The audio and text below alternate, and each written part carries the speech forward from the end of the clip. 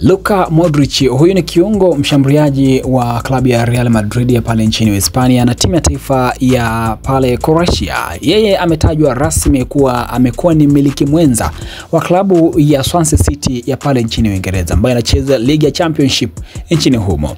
Katika taarifa iliyotolewa na klabu hiyo inataja kuwa kiungo huyo mshambuliaji raia wa Croatia mwenye umri wa miaka 39 sasa anaungana na Andy Coleman, Brett Calvert, Nigel Morris na Johnson Cohen kwa miongoni mwa wamiliki wa klabu hiyo ya Swansea City. Mchakato wa kuiuza Swansea City ulianza mwezi Novemba mwaka 2024 na hatimaye sasa umetajwa kuwa umefikia tamati, huku Luka Modric akiwa miongoni mwa watu ambao wamenunua klabu hiyo.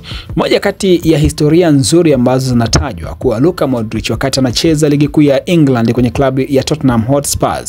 Klabu ya Swansea City ilikuwa ni miongoni mwa timu ambazo zilikuwa zinacheza ligi hiyo ya England pale.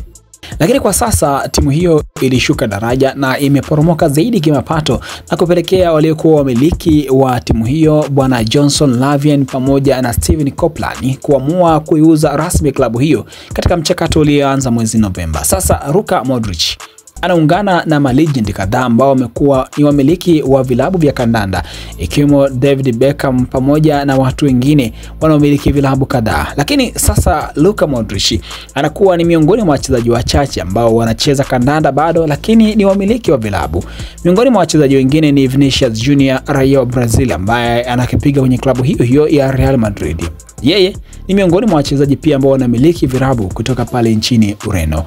Hii ni Travel TV. Mimi ni Mbushi Kwelasa. Asante, endelea kuwa nasi.